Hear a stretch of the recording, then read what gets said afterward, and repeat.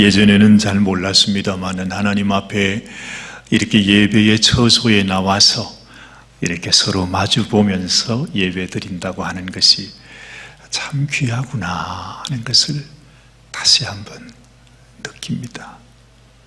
우리가 주님의 이름으로 두세 사람이 모인 곳에 내가 너희와 함께 한다, 주님이 그러셨잖아요.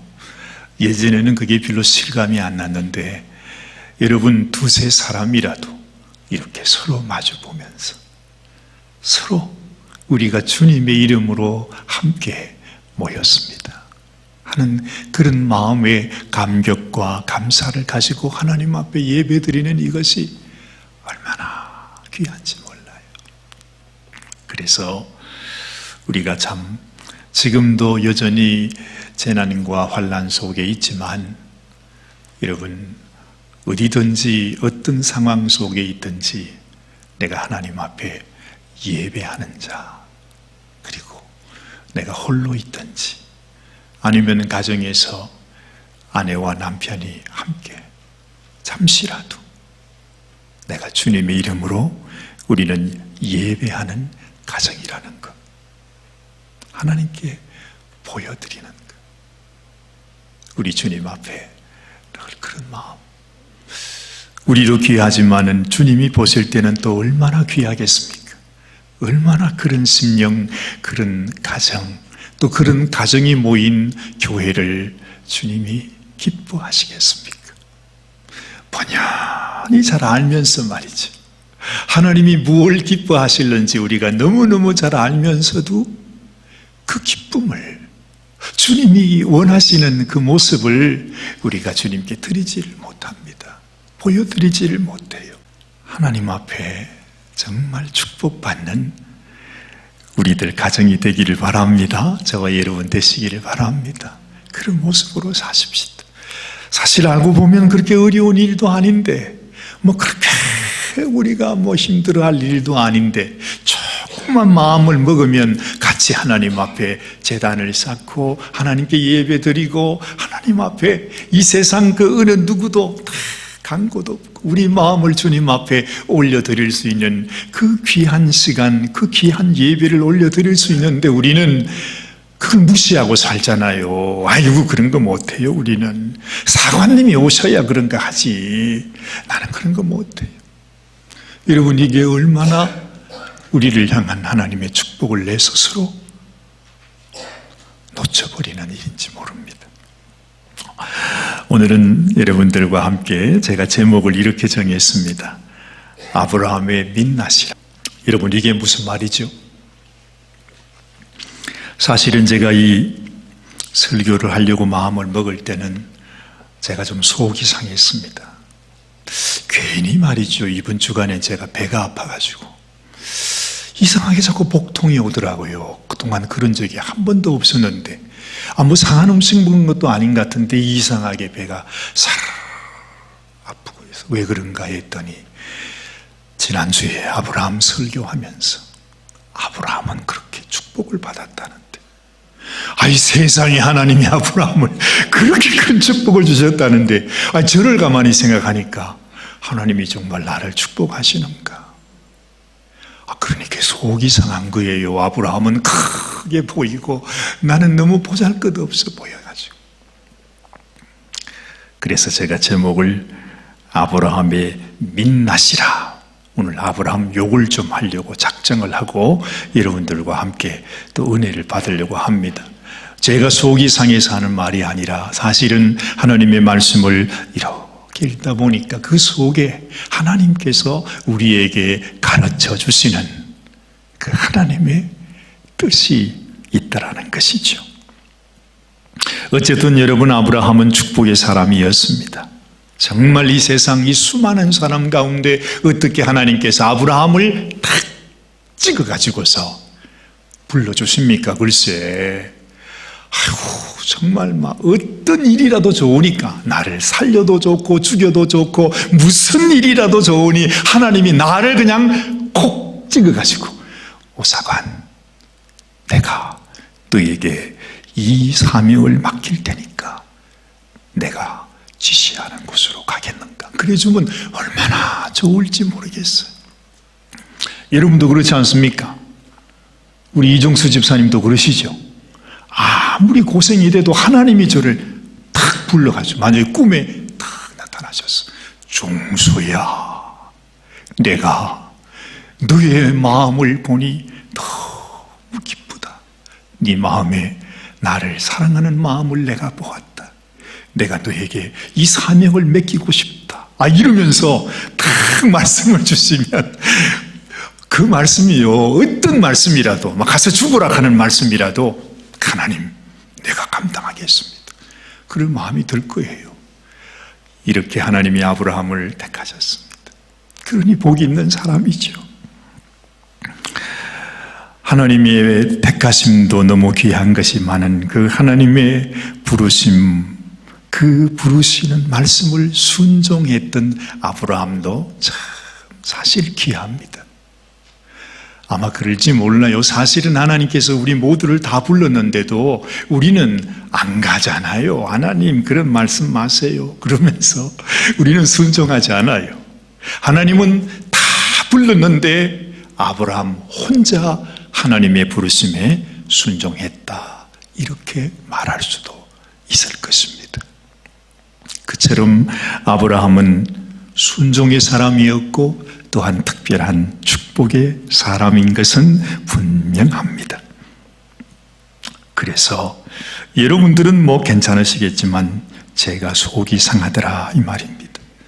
나도 주님을 위해 산다고 그렇게 서원을 하고 하나님 앞에 날마다 그렇게 기도하며 사는데 왠지 나는 그냥 제자리에 있는 것 같아요. 하나님이 나를 부르시는 것이 저 눈에 환히 보내는데 정말 그곳을 향해서 그냥 탁 믿음으로 뛰어들어가면 얼마나 좋겠어요, 그죠?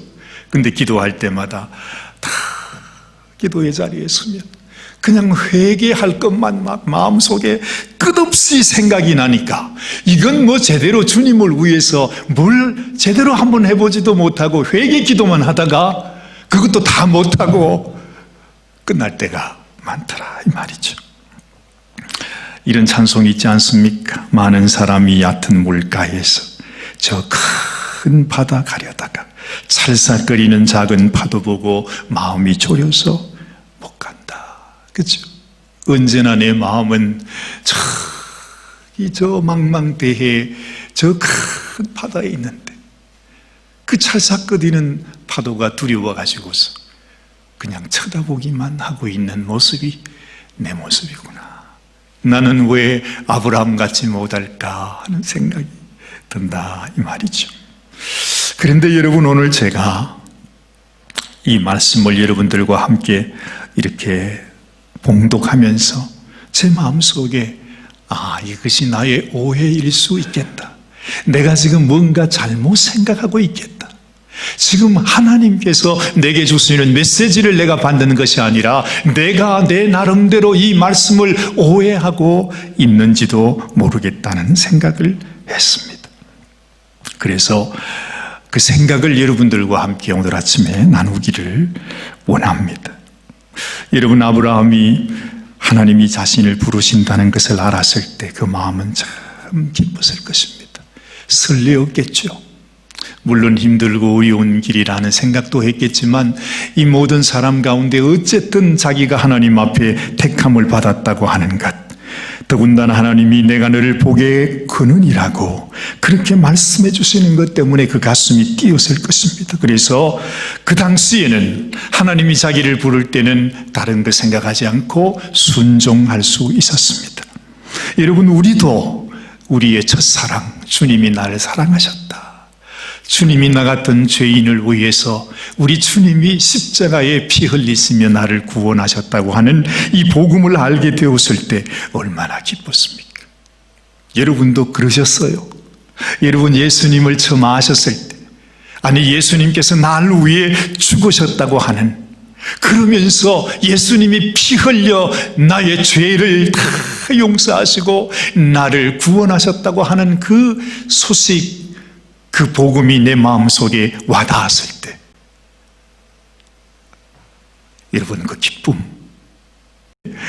그렇잖아요, 여러분. 우리가 예수님 처음 믿을 때, 처음 은혜 받았을 때, 정말 난 몰랐는데, 한평생 하나님 모르고 살았는데, 예수님이 날 위해 생명을 주셨구나. 내 모든 죄를 용서해 주셨구나. 그걸 알았습니다. 저도 얼마나 기뻤어. 정말 그게 너무 좋아서.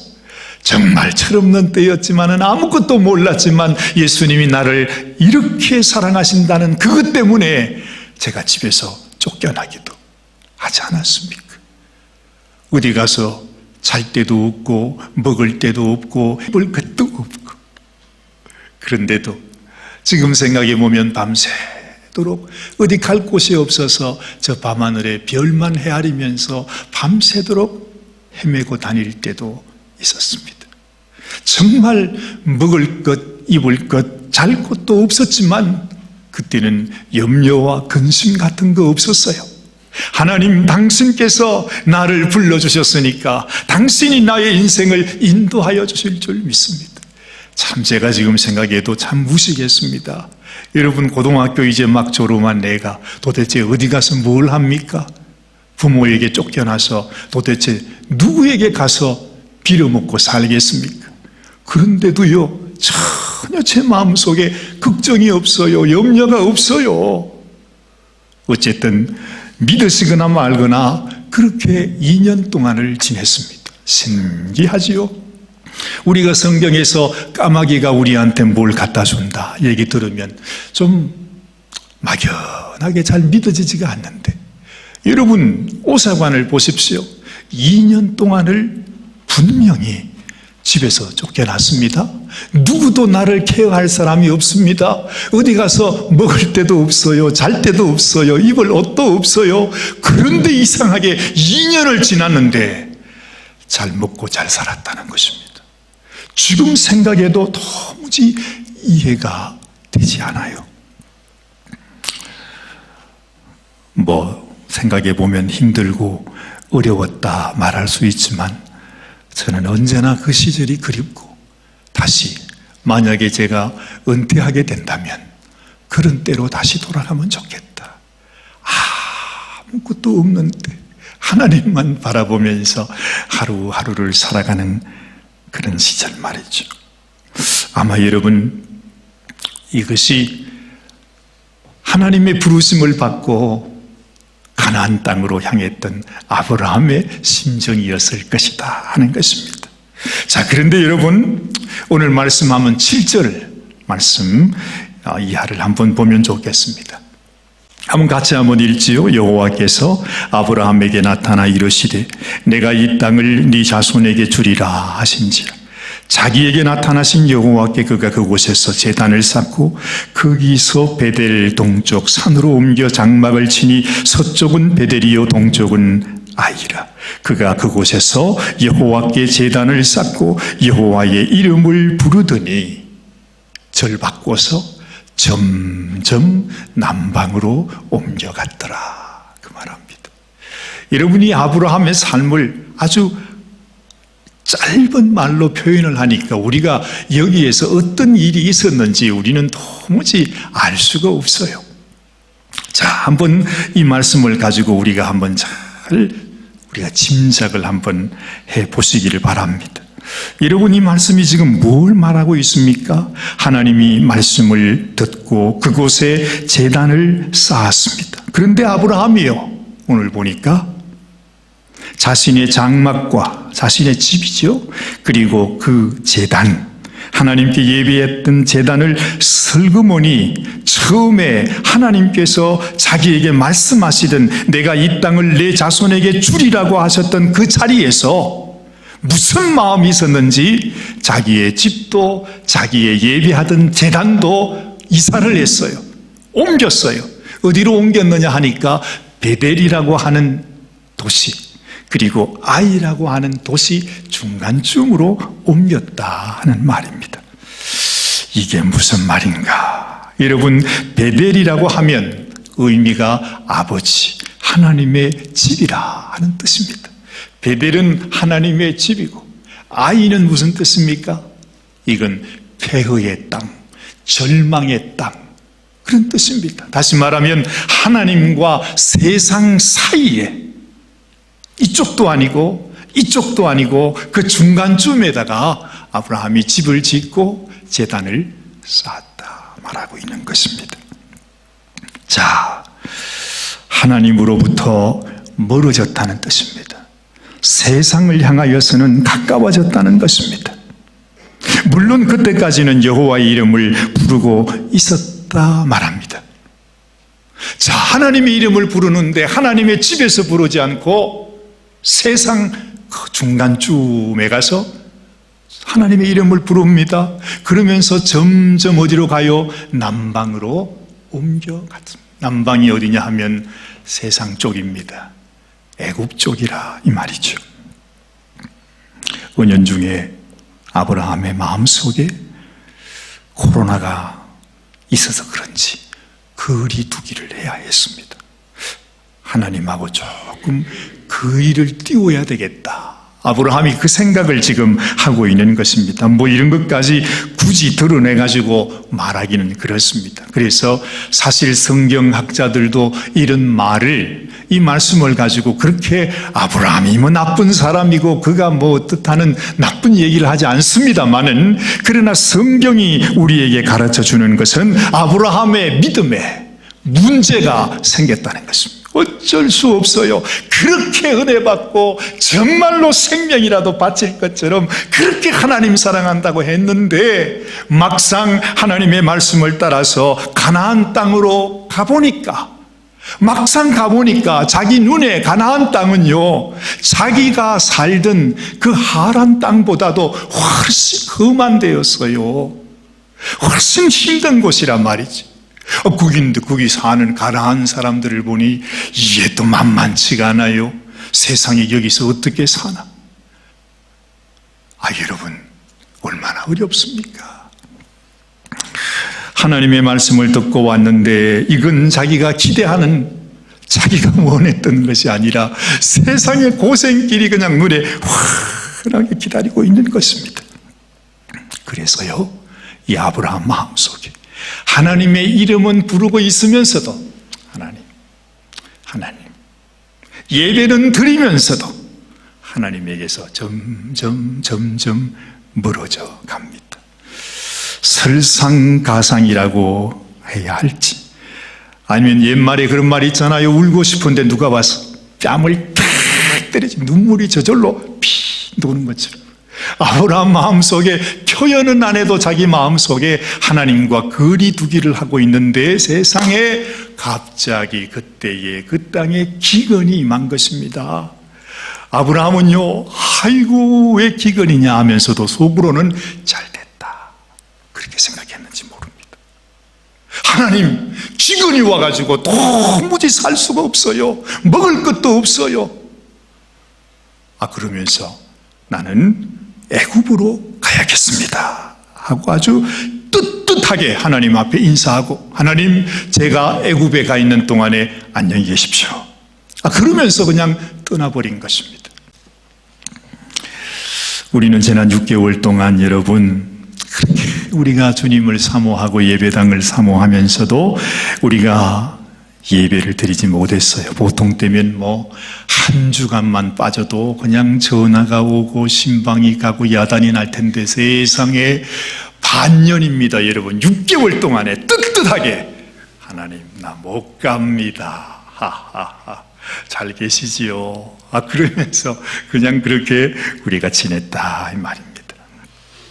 바로 아브라함의 마음도 이와 똑같았습니다. 그렇게 아브라함은 애굽으로 내려갔습니다. 그때부터는 아브라함이 애굽 가면서 애굽 땅에 있으면서 제단을 쌓았다든가 여호와의 이름을 불렀다든가 하나님과 무슨 교제를 했다든가 하나님의 음성을 들었다든가 하는 말이 전혀 나오지 않습니다. 그만큼 아브라함과 하나님 사이가 멀어졌다는 걸 의미합니다. 사실 시험이 팍 들었어요. 오사간이 가가지고 사실은 그런 게 아니고 한번 생각해 보라고 아무리 얘기해도 돌아올 수 없는 그런 성도님처럼 아브라함의 마음이 그렇게 하나님을 바라보고 사모하고 그렇게 기뻐했던 아브라함도 사람이 변하더라 하는 것입니다. 여러분, 이것이 사실 우리 모습이지 않습니까? 아브라함의 모습이나 우리 모습이나 다를 것이 없습니다. 저는 이 말씀을 보면서 참 기분이 좋았습니다. 야, 그렇구나. 아브라함도 별 수 없네. 그러면 그렇지. 무슨 아브라함이 믿음의 조상이고 뭐 그냥 그렇게 얘기하지만 아브라함도 별 수 없다 하는 생각에 제가 위로가 되더라 하는 것이지요. 여러분, 그러나 우리가 생각해 볼 것이 있습니다. 우리는 코로나를 얘기하면서 지금까지 떳떳하게 우리가 예배의 자리를 반년 동안이나 멀리하고 있었습니다. 그러나 여러분, 이 코로나가 우리가 하나님을 멀리하는 이유가 됩니까? 이 코로나는 결국 우리 육신의 건강을 위협하는 것입니다. 여러분, 우리가 하나님을 섬긴다고 하나님을 예배하는 것은 우리의 영혼을 살리는 길 아닙니까? 코로나 때문에 나는 예배의 자리에 갈 수 없어요. 사실은 말이 안 되는 것입니다. 속은 것입니다. 정말 어리석은 일입니다, 여러분. 코로나가 우리가 하나님 앞에 예배하는 것을 방해할 수 있는 이유는 절대 아니라고 하는 사실입니다. 얼마든지 우리가 개인적으로 하나님 앞에 예배 드릴 수 있습니다. 가정으로도 예배할 수 있습니다. 그리고 온라인을 통해서도 예배할 수 있습니다. 얼마든지 우리가 하나님 앞에 나갈 수 있는 방법은 많이 있다는 것입니다. 그런데 우리가 그렇게도 하지만은 우리가 사실 생각해 보면 코로나 핑계로 우리가 얼마나 하나님을 멀리 했는가 하는 것을 생각하면 참으로 소름 끼치는 일입니다. 옛날에 에서가 팥죽 한 그릇에 장자의 명분을 팔아먹었다고 하는 말이 있잖아요. 여러분, 우리가 코로나 핑계 대가지고 하나님 앞에 예배드리지 못한다고 하면 세상에 그보다도 어리석은 생각이 없다는 것입니다. 아브라함이 애굽으로 내려간 것은 자기 믿음을 포기한 것입니다. 자기의 부르신 하나님의 은혜를 벌써 잊어버린 것입니다. 이 잠시가 우리 인생을 잡아먹습니다. 여러분, 우리가 잠시 우리가 교회를 못 나온다 생각하지만은 그러나 이 잠시가 우리의 영혼을 다 삼켜버리고 마는 것입니다. 믿음 안에 있을 때 그리고 믿음 안에 있지 못할 때 가장 쉽게 변하게 되는 것이 우리의 말이라고 하지 않습니까? 우리가 너무 잘 아는 대로 다시 한번 우리가 기억해 보면 여러분, 내가 하나님 안에 있는지 하나님을 떠났는지 말하는 것 들어보면 말 한마디만 들어보면 그 사람이 믿음 안에 있는지 믿음 바깥에 있는지 알게 됩니다. 어쩔 수 없어요. 숨길 수 없어요. 여러분, 아담이 뭐라고 그랬어요? 하와에게 당신은 나의 뼈 중에 뼈요 살 중에 살이라. 우리 그 말을 잘 알잖아요. 그 말이 무슨 뜻입니까? 당신은 나보다도 훨씬 더 소중한 존재라는 것입니다. 뼈 중에 뼈니까요. 내 살 중에 살이니까 내 뼈와 내 살보다도 훨씬 더 소중하고 귀중하고 사랑스러운 분이 바로 당신이라 이 말이죠. 내가 다른 사람을 나보다도 더 귀히 여기고 사랑할 수 있다면 그곳은 천국이 됩니다. 그 가정이 천국이 될 것입니다. 그런데 아담이 믿음 가운데 있지 못하니까 아담은 이렇게 말하죠. 하나님, 당신이 내게 보내주신 이 여자 때문에 모든 것이 다 잘못됐습니다. 내가 죄를 지은 것도 넘어진 것도 다 이 여자 때문입니다. 여러분, 그 순간 천국도 지옥으로 변해버리고 맙니다. 그 순간 에덴 동산도 다 무너져버리고 마는 것입니다. 아브라함이 하나님의 말씀을 쫓아갈 때에 여러분, 성경은 이 사례의 이야기는 전혀 하지 않습니다. 그냥 아브라함의 부인이 사례였더라 이름만 나옵니다. 그 말은 무슨 말일까요? 살해에 관한 이야기가 전혀 없다는 이야기는 말할 필요도 없이 이 살해는 그냥 남편의 말이라면, 남편이 하나님께 가든 남편이 가나안을 가든 남편이 이사를 가든 뭘 하든 그냥 남편의 말대로 따라하는 여인이었다 하는 것을 우리가 짐작할 수 있습니다. 그야말로 순종의 여인이었습니다. 그래서 이 사례는 아브라함을 보고서 나의 주여 그렇게 말했다고 하지 않습니까? 참 귀한 여인이었습니다. 그런데 아브라함의 애굽이 가꾸어지니까 사례에게 명령조로 이렇게 말합니다. 사례야, 여보, 당신이 원래 나의 누이이기도 하지 않소. 그러니까 지금부터는 애굽으로 내려가면서 당신은 내 아내가 아니라 내 여동생이야. 알겠지? 절대로 아내라 그러면 안 돼. 그러면 내가 죽어. 성경은 그렇게 말합니다. 자기 생명을 보존하기 위해서, 아내의 생명을 보존하기 위해서가 아니에요. 자기가 살기 위해서 아내에게 그렇게 제안을 하는 것입니다. 사실 우리들이라도, 믿음 없는 우리라도 말이죠, 말이라도 아내와 함께 뭐 좀 힘들고 어려운 곳으로 가면 우리는 그러잖아요. 여보, 너무 걱정하지 마, 힘들어하지 마, 울지 마, 내가 있잖아, 내가 지켜줄게, 내가 그냥 어떤 일이 있어도 당신 내가 방패가 되어줄 테니까 염려하지 말라고 그렇게 말할 텐데, 아브라함은 그런 마음도 없었습니다. 그냥 자기가 해를 당할까봐 사라한테 그 말을 합니다. 자, 한번 보십시다. 여러분, 14절, 16절 말씀입니다. 우리 같이 한번 말씀을 봅니다. 아브라함이 애굽에 이르렀을 때 애굽 사람들이 그 여인이 심히 아리따움을 보았고 바로의 고관들도 그를 보고 바로 앞에서 칭찬함으로 그 여인을 바로의 궁으로 이끌어 드린지라 했습니다. 이에 바로가 그로 말미암아 아브라함을 후대함으로 아브라함이 양과 소와 노비와 암수 나귀와 낙타를 얻었더라. 이야, 이게 웬일인지요? 여러분, 아브라함이 이 사례를 내어주고 엄청난 보상을 받았습니다. 야, 내가 이 말씀을 생각하는데요. 옛날에 한국에도 그런 거 있었잖아요. 한국의 아버지가 그랬답니다. 자신의 딸을 팔아가지고 돈 벌겠다고. 일제시대 때도 그런 일이 있었다고 그러지요. 자기의 딸을 일본 사람에게, 그게 뭐 하는 건지 우리 다 알잖아요. 그 딸을 팔고 돈을 받는 그런 무정한 애비들도 있다고 합니다. 정말 무정한 사람은 세상에 자기 아내를 도박판에서 파는 그런 남편들도 있다고 하지 않습니까? 그 생각이 났어요.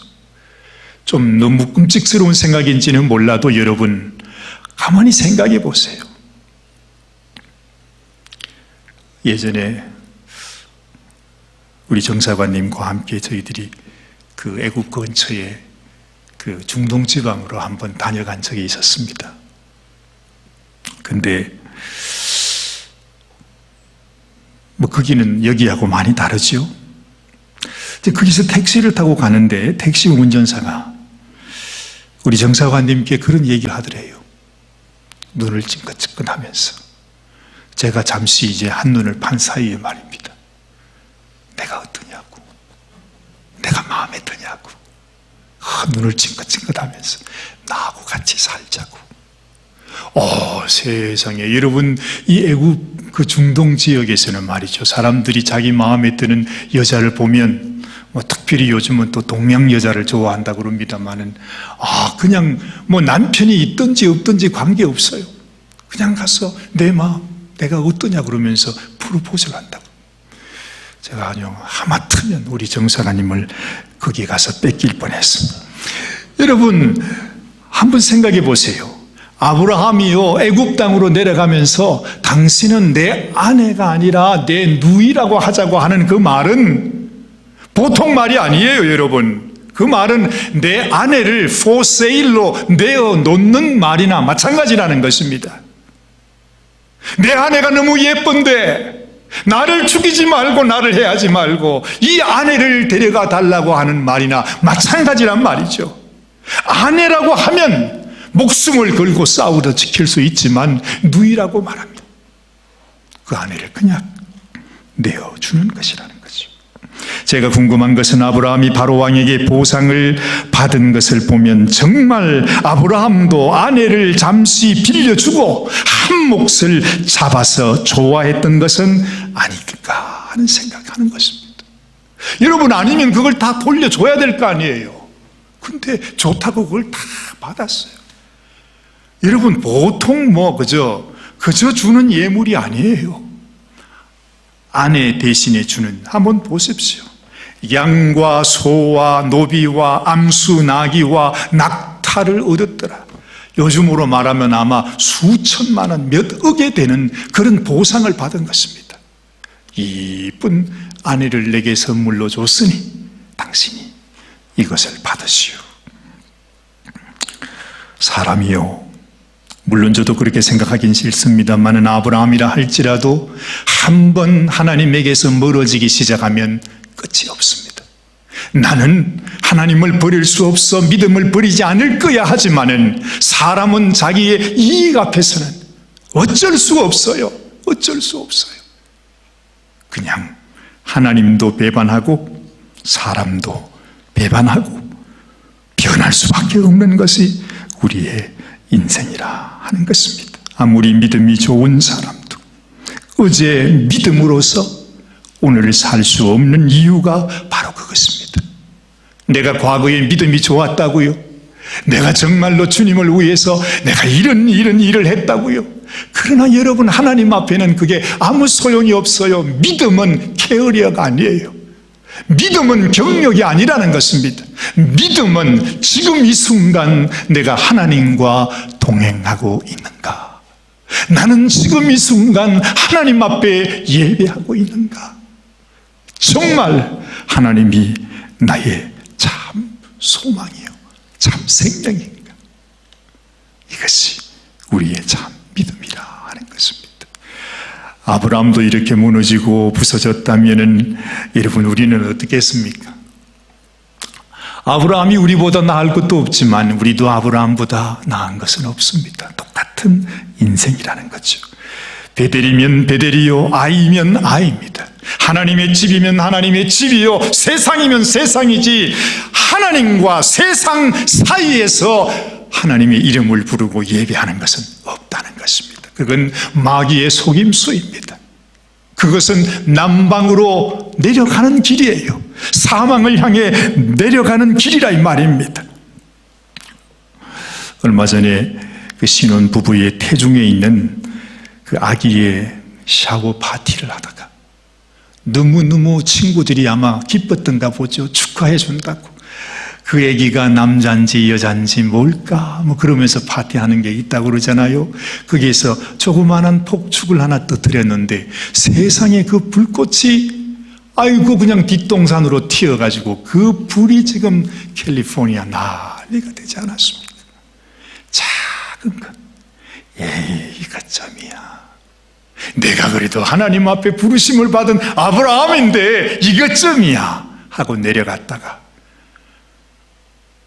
자기의 믿음도 잃고 자기 아내도 잃고 하나님이 불러주신 그 놀라운 하나님의 은혜까지도 다 잃어버리고 말았다는 거죠. 근데 여러분, 감사한 것은요, 하나님께서 이것을 다 보셨으면서도 그 마음, 그 상황, 그 모든 것들을 하나님이 다 아시면서도 하나님은 아브라함을 책망하지 않아요. 하나님이 택하신 그 아브라함이 그렇게 치졸하고 그렇게 미련하고 정말로 그렇게 변하는 인생인 것을 하나님이 아시면서도 하나님이 택하신 인생, 하나님께서 여전히 소중히 여기시는 것을 봅니다. 하나님도 얼굴이 좀 뜨거우겠지만은 바로 왕에게 찾아가서 담판을 하지 않습니까? 네가 지금 실수했다. 너 지금 당장에 그 살해 마님을 아브라함에게 보내지 않으면 너는 오늘로 끝장이다. 하나님이 그 말씀을 하시지만, 그러면 바로 왕의 얼굴이 뜨끈뜨끈해야 되겠지만 아마 하나님의 얼굴이 좀 뜨끈뜨끈했을 거예요. 얼마나 아브라함이 못났으면, 세상에 그 아브라함을 가지고 이 사람은 나의 특별한 내가 사랑하는 종이라고 그렇게 말을 해야 됐으니, 바로 왕이 생각해도 세상에 이럴 수가 있나 이 말이지. 이럴 수는 없다. 시장 잣대라도 이럴 수는 없는데 하나님의 종이라고 하는 사람이 자기 아내를 나한테 팔어? 그래가 내가 주는 걸 좋다고 받아가? 바로 왕이요. 바로 왕이 아주 그냥 기가 막혀가지고 아브라함을 불렀습니다. 아브라함 선생, 어떻게 이럴 수가 있어? 당신이 하나님의 그 귀한 종이라고 하면서 어떻게 이럴 수가 있냐고. 아주 호되게 야단 맞았죠. 그러면서도 하나님의 위엄이 얼마나 컸는지, 어쨌든 바로 왕도 그 아브라함을 높여주면서 그 모든 그 아내와 함께 그 나라의 수많은 재산으로 아브라함에 다시 돌려주었다 하는 말씀을 우리에게 하고 계신 것 같습니다. 자, 여러분, 이런 일들이 있을 수 있습니다. 하나님도 얼굴이 좀 뜨겁겠지만은 이 아브라함의 이야기를 우리에게 다 이렇게 공개하면서 얘기하는 이유가 뭐겠습니까? 그 속에 하나님이 우리에게 주시는 말씀이 있다는 거죠. 우리에게 주시는 하나님의 말씀. 내가 아브라함만 축복한 줄 아느냐? 내가 아브라함만 귀히 여긴 줄 아느냐? 내가 아브라함만 소중히 여기는 줄 아느냐? 너희는 아브라함보다 더 귀하다. 너희가 내가 복의 근원이라고 했던 아브라함보다도 훨씬 더 귀하고 소중한 존재라고 하나님이 그 말씀을 하시는 것입니다. 아브라함이 돌이켜 생각해 보면 자기 자신의 모습도 얼마나 한심했을까요? 잠시라도 하나님을 잊어버리고 은혜를 잊어버리고 세상에요, 하나님 잃어버리고 은혜 잃어버리고 믿음 잃어버리니까요, 아무리 사랑하고 이쁘고 좋아하던 그 부인도 소용없어요. 헌신짝처럼 버리게 되더라는 것입니다. 그렇게 될 수밖에 없는 것이 이 세상이에요. 그래서 우리는 베델과 아이 사이, 하나님과 세상 사이에서 만족하며 살 것이 아니라 언제나 하나님 앞으로, 하나님 앞으로, 하나님의 집 안에 하나님만 바라보면서 하나님이 나에게 축복하신 그 축복의 약속을 붙잡고 살아가는 인생이 되어야 한다 하는 것이 이 말씀을 통해서 주시는 하나님의 말씀이요, 감동이더라 하는 것입니다. 사랑하는 여러분, 여러분은 아브라함보다 귀하십니다. 훨씬 귀하십니다. 다시 시작할 수 있습니다. 새롭게 믿음의 길을, 처음 아브라함이 가나안 땅을 향해서 그 가슴 설레이는 마음으로, 그 놀라운 기쁨으로 말씀을 따라서 나아갔듯이 여러분, 우리도 그렇게 새 출발을 하지 않을 이유가 없습니다. 이런 마음의 소원과 결단으로 새로운 믿음의 길을 걸어가시는 저와 여러분들 되시기를 주의 이름으로 축원합니다. 기도하십시다. 하나님 아버지, 그렇습니다. 하나님, 아브라함만 믿음의 조상이 아닙니다. 하나님 아버지, 주님께서 우리를 아브라함보다도 훨씬 더 귀한 존재로 여전히 하나님의 복의 근원으로, 하나님 우리를 통하여 하나님의 놀라운 뜻을 이루어 가시는 것을 주님, 오늘 이 아침에 다시 기억합니다. 아브라함처럼 어리석게 아버지 하나님 점점 남방을 애굽을 향하여 하나님과 거리두기를 하면서 살아가는 미련한 인생이 되지 않게 하시고 오직 하나님만이 나의 소망이요 하나님만 예배하며 살아가는 귀한 믿음의 성도들이 되게 하여 주시옵소서. 우리 주님 예수님의 귀하신 이름 의지하여 간절히 기도드리옵나이다. 아멘.